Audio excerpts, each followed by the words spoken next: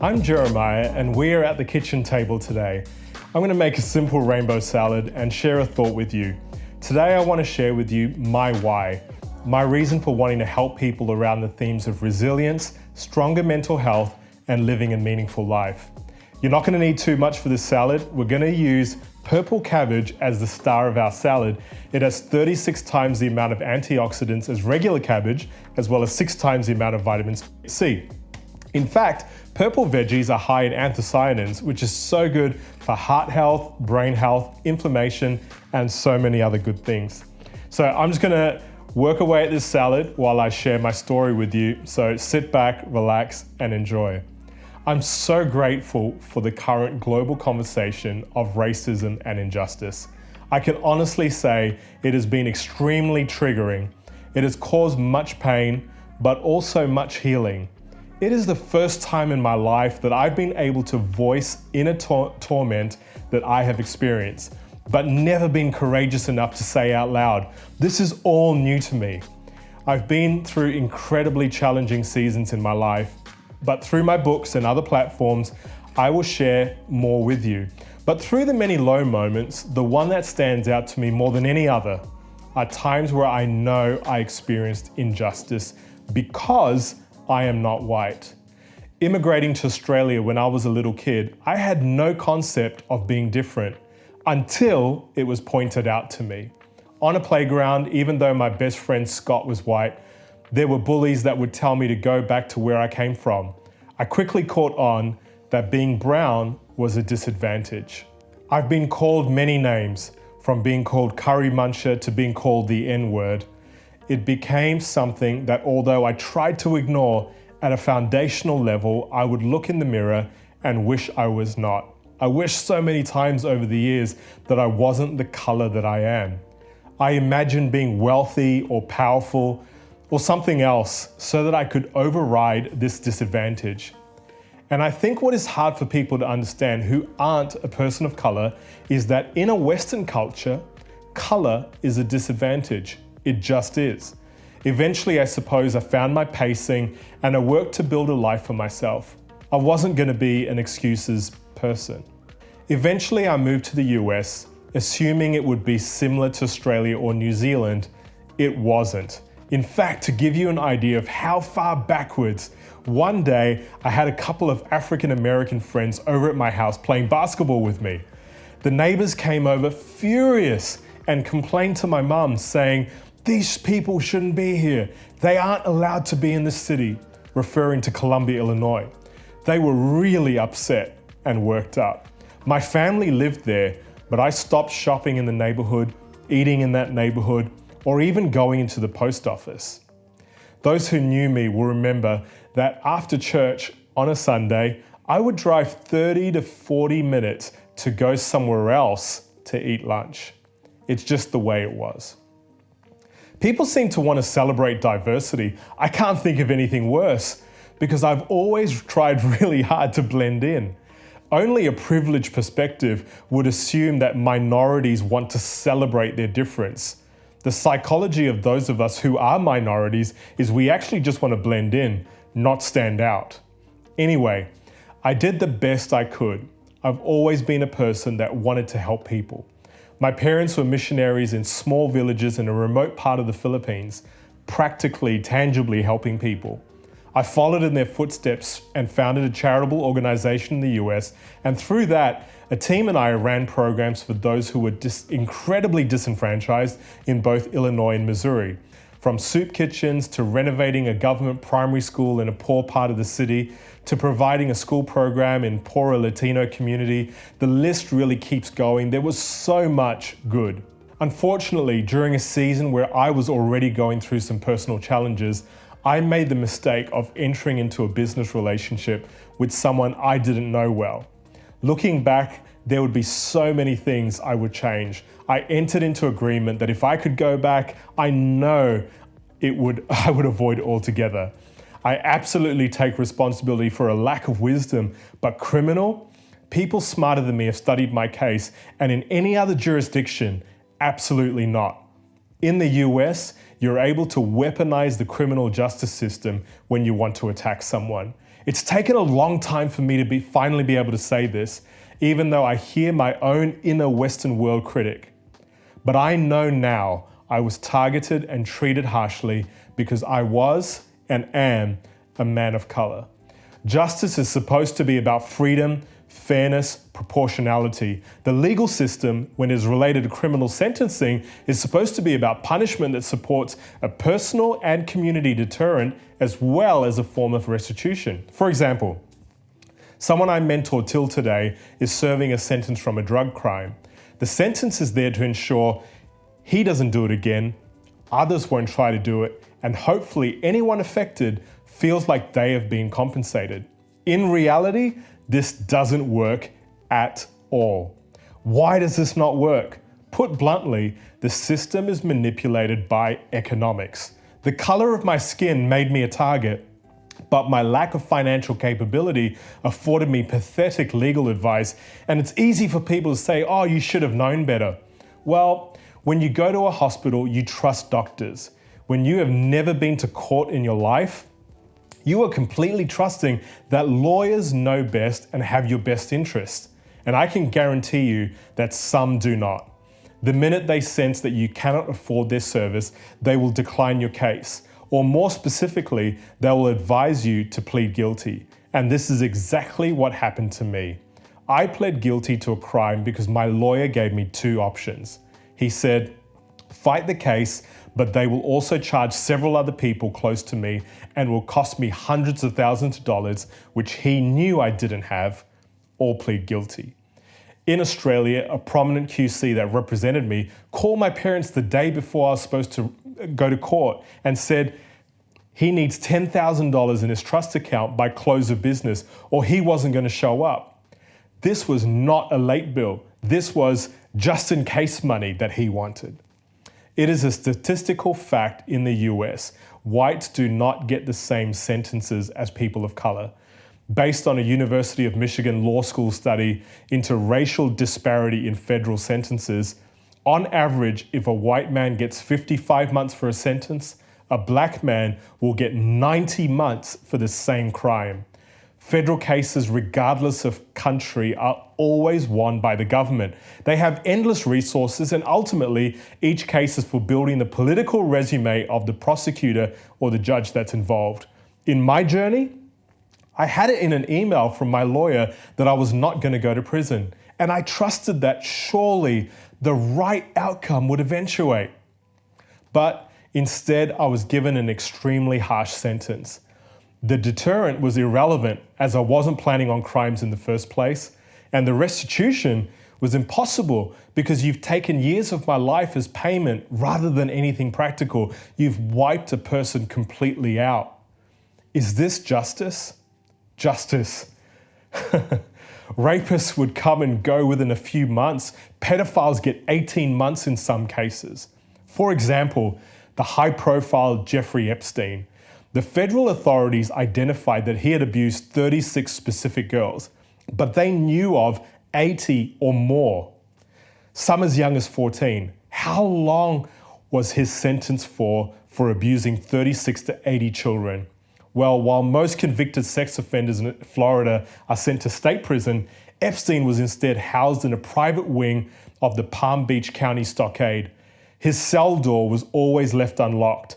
And after just 3.5 months, he was allowed to leave on a work release program. While on probation, he was allowed trips on his private jet to residences in Manhattan and the US Virgin Islands. He was allowed long shopping trips and to walk around Palm Beach for exercise. His driver also drove him in his luxury vehicles to his office and homes. What was my exercise while I was in prison? In East St. Louis, I never saw sunlight for 6 months, not once. Contrast 3.5 months with how George Floyd was treated.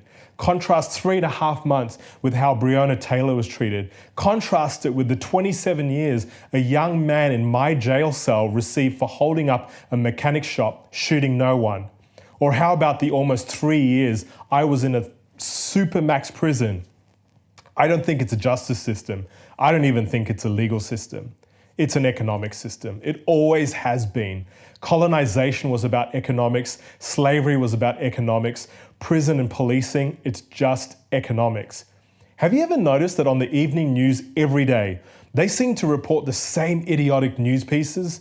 Some random theft or a car accident. Real world injustices get about 30 seconds. An earthquake somewhere far away, 15 seconds.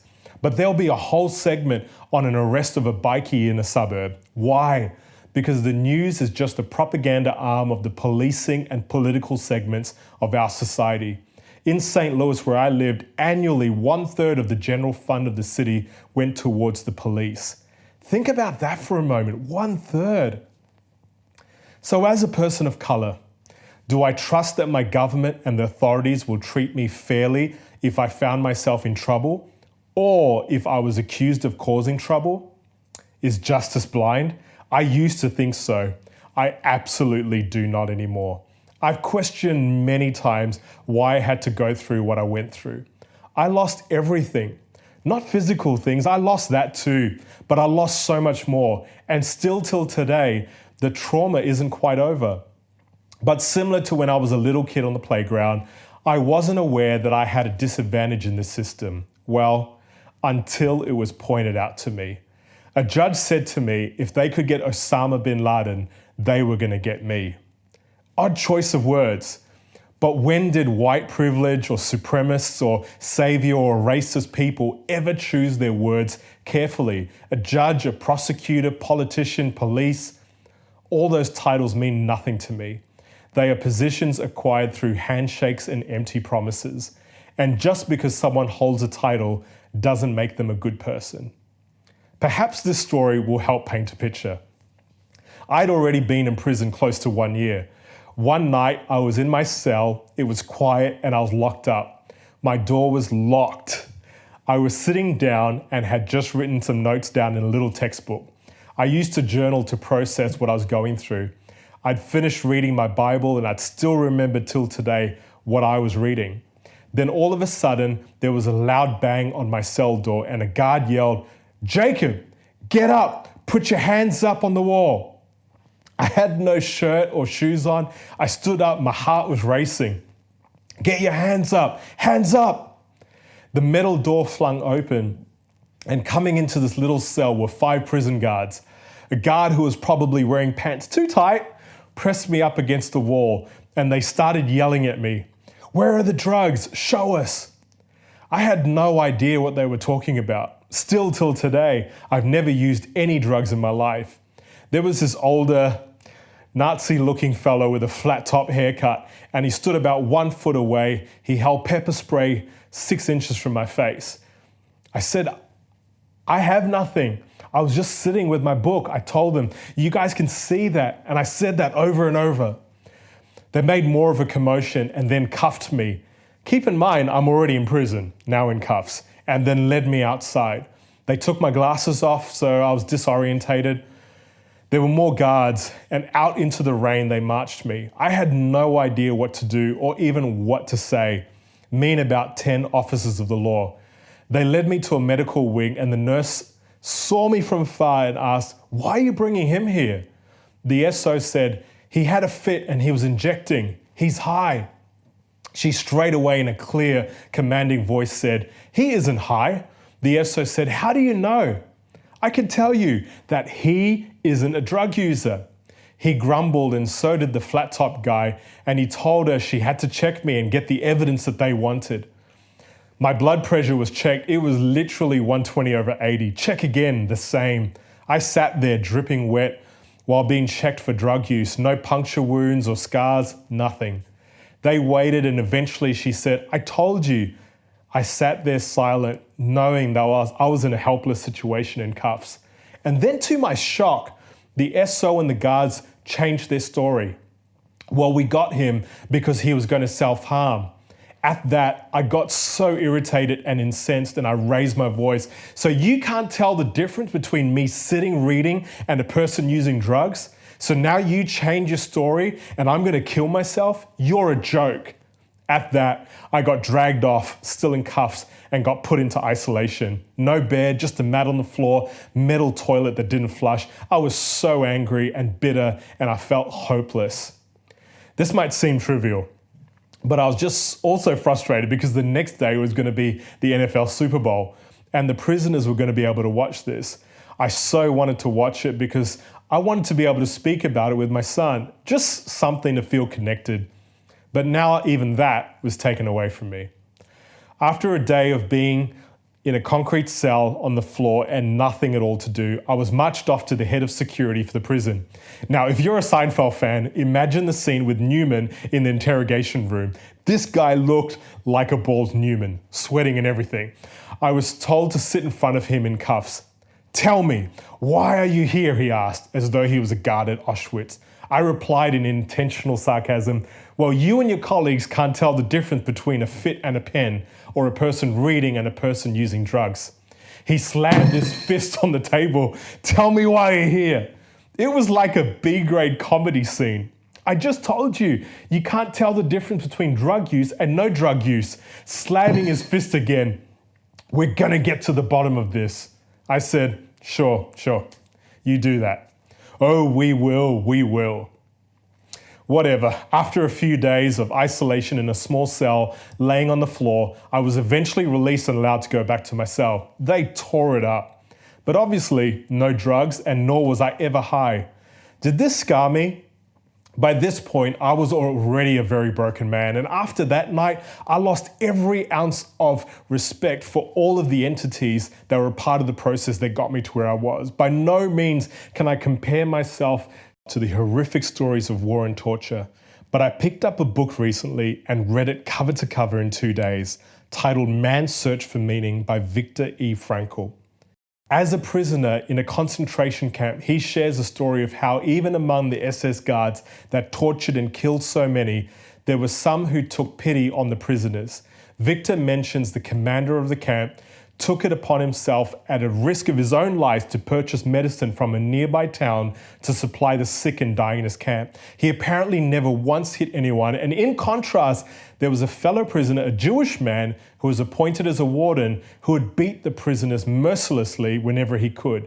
I quote, "From all this we may learn that there are two races of men in this world, but only these, the race of the decent man, the race of the indecent."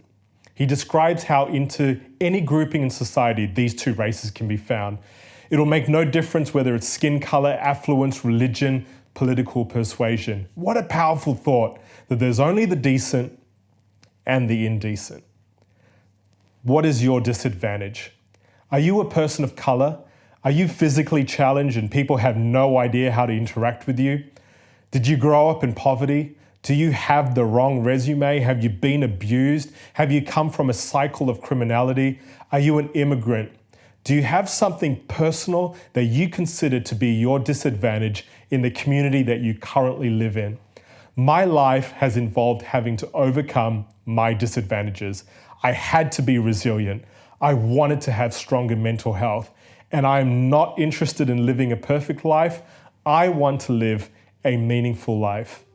Injustice, racism, and pain shaped me. But I dug deep and I decided that I was stronger than I ever thought. I came home out of devastation to owning nothing, having nothing to my name. I hoped that people would understand what I'd been through, but in some cases, I was around people who were more interested in reading the stats and the propaganda than they were in me. As a person of color, I've had to prove myself my whole life. I can tell you unequivocally that I will never strive to prove to anyone whether I've learnt my lesson or if I am enough ever again. Because I know the public narrative is not controlled by the weak. Weak, what a weird word. It's not a positive word at all. In fact, it's a word we don't want to ever align ourselves with. But like the weaker man who died under the knee of a murderer while 3 others stood around doing nothing, or the ragged and feeble who lived the Holocaust, or so many other evil atrocities, or the weaker who were slaves, or the weak who had their land and their babies taken from them, I believe the weak can change the world. In fact, I'd go so far as to say the weak are always the catalyst to profound social change. Their lives are not wasted. Somehow the weak find strength that the strong will never obtain. So my message, my reason, my why is to point that there is an eternal strength that exists in our temporary weakness. I'm dedicated to helping people acknowledge their disadvantage. And if it's for the first time, like me, you can actually say what it is. But after you've done that, let's now live a life of resilience, stronger mental health, and a meaningful life. Join me. I'm going to take you there.